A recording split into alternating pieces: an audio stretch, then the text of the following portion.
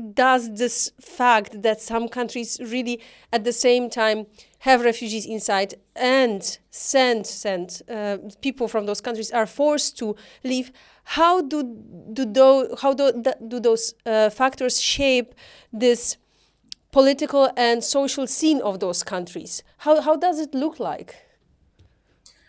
Well, as you said, one country can be host for refugees and can also produce refugees because of political instability, conflicts, but also because of economic resources that are not really available or in enough quantity for young people.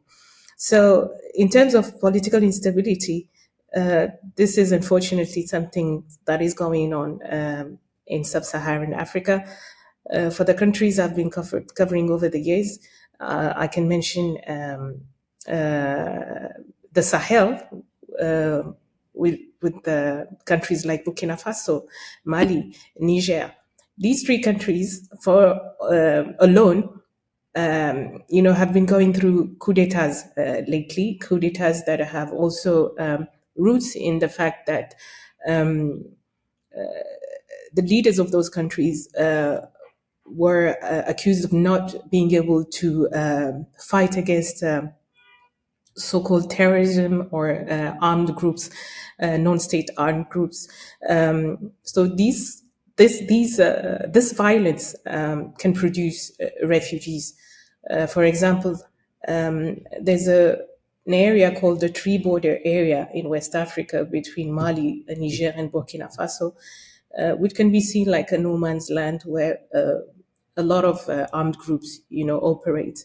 These armed groups can perpetrate attacks on villagers. Those villages find themselves forced to flee. So they'll be going to a neighboring country. So you will see people from Burkina Faso leaving their villages and find themselves in Cote d'Ivoire or even in Mali or Niger even. So I think, I would summarize it in the fact that it's a very unstable region, the sub-Saharan African region. And that's why then you have this movements, that bring people and make people go away also.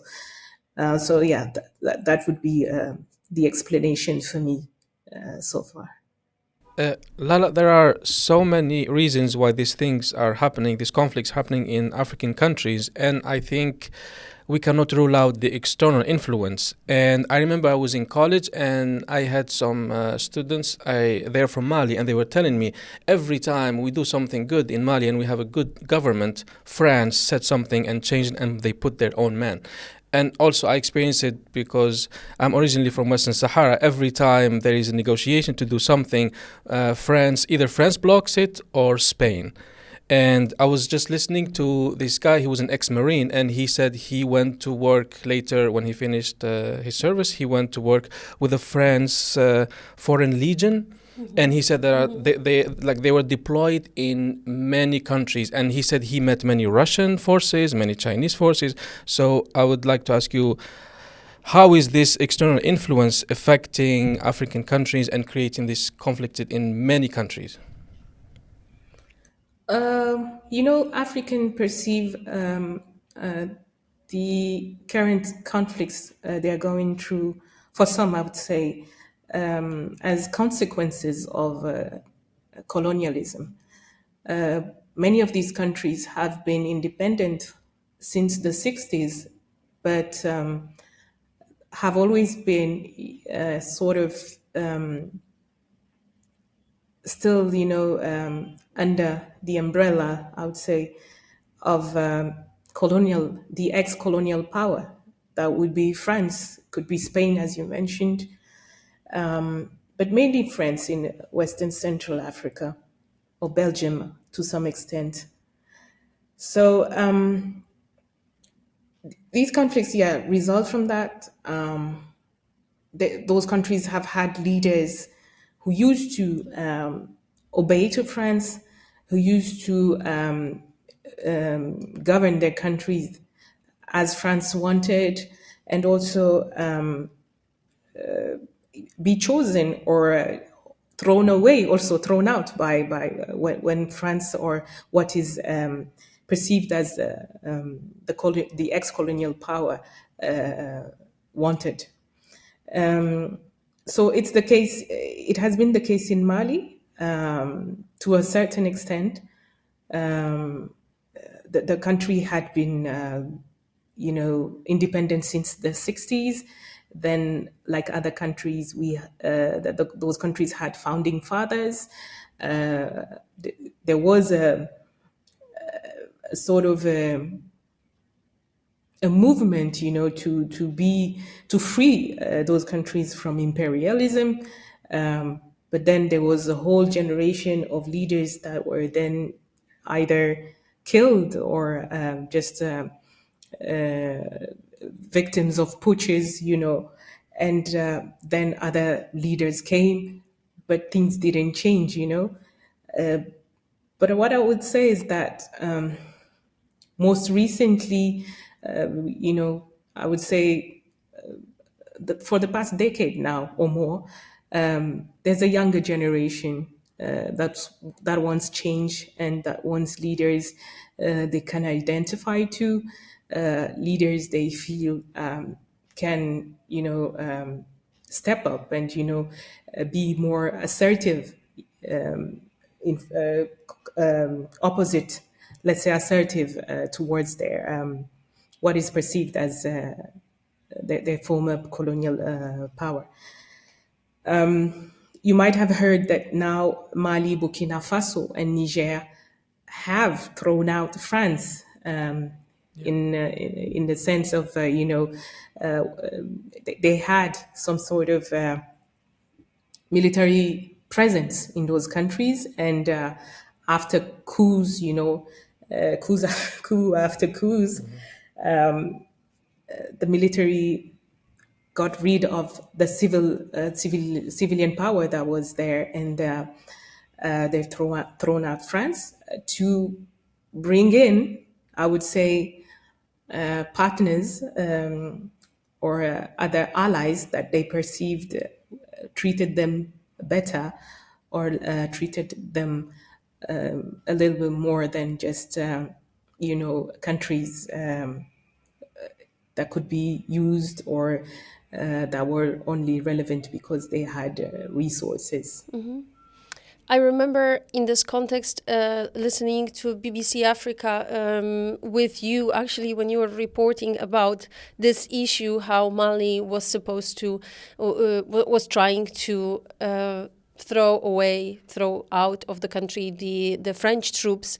And it was a very interesting thing for me. So I wonder if you can share a bit more about this. Why were people so in the first place, why did they want the troops to be in the country, and then why did they really stop appreciating their presence there? Well, many would say Mali was the one that asked for a French presence in the country, because at the time the country was under attack, and also almost half of the country was not under the control of the government anymore, and there was those jihadist groups, that were threatening the population, and they were just coming further down in the country.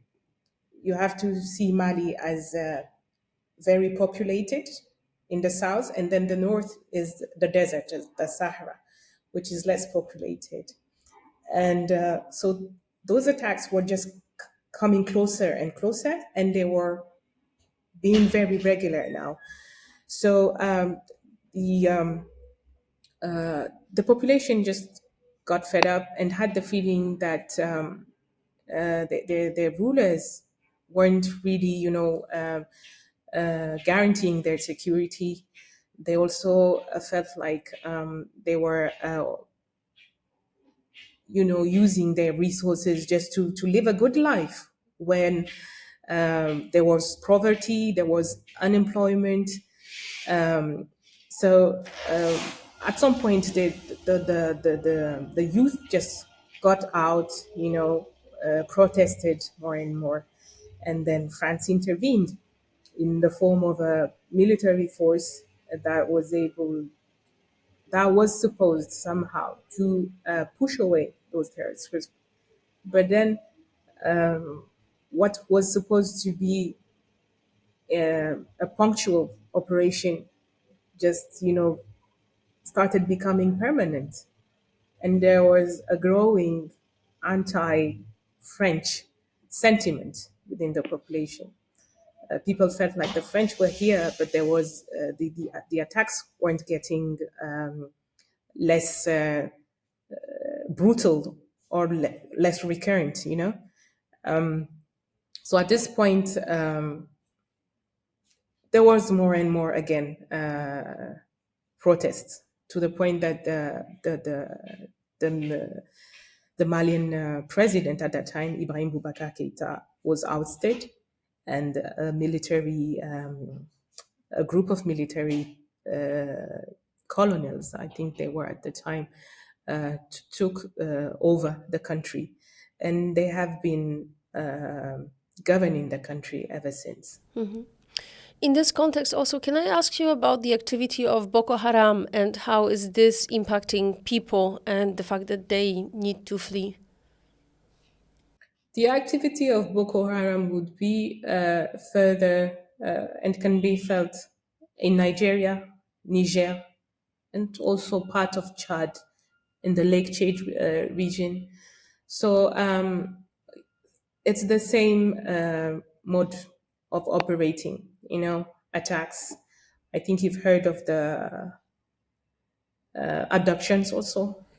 You've heard of the Chibok girls, hundreds that were abducted. Schoolgirls, yeah. And there was not much to do, there wasn't a strong riposte or a strong intervention from the army to bring back those girls, if I could put it that way. So yes, Boko Haram, we hear of them less and less, but then what's dangerous about them is that they form alliances then with other greater groups that are, of an international envergure, I would say in French. I don't know if the word is correct in English. And then it just fragilizes a country to have terrorists. It fragilizes a country. It makes people flee. It makes investors go away. So I think, that's what's really the impact. And also, we have to talk about the toll, on the psychology of the people, they attack. Always feeling threatened, not being able to plan your life because you never know what's going to happen. You can't travel, and every movement actually puts you in danger because you never know where they hit.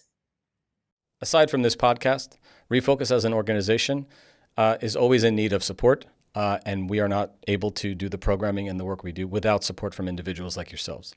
There are many, many other grassroots organizations like ReFOCUS that have been fighting the good fight for over a decade in Greece, in the Balkans, and in other parts of Europe. We've decided to band together in a fundraising effort called Where We Rise, where all of these organizations that have been doing this really, really critical work are fighting individually to secure the funding to maintain their operations and their programming. So what we've decided to do is work together in that campaign. So the Where We Rise campaign has just kicked off, and it will run for the next 2 months. And our, I would say, not ambitious goal, but a necessary goal is to raise 1 million euros to ensure that all of these organizations are able to continue to critically provide supports. So please find it in your heart and in your wallets to support the Where We Rise campaign, and understand that your donation doesn't support just ReFOCUS, it supports 29 other organizations. We really appreciate it. Thank you.